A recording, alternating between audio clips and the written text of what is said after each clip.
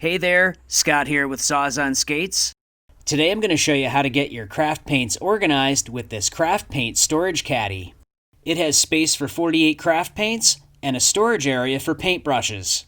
Let's get started. First, I use the miter saw to cut the long sides.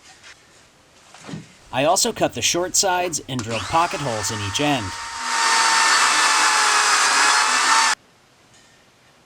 I cut 2 pieces of wood to help position the short sides. Later, I'll use one of these pieces as the center divider. The pocket holes on this project are nearly impossible to reach with a traditional driver.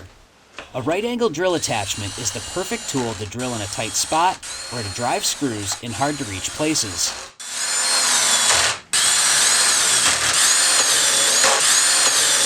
I used a few pieces of scrap wood to help position the center divider.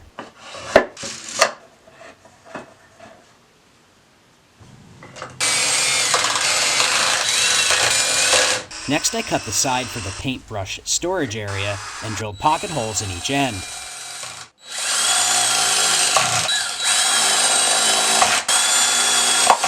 I used my table saw to cut the bottom, but you could also use a jigsaw or a circular saw instead.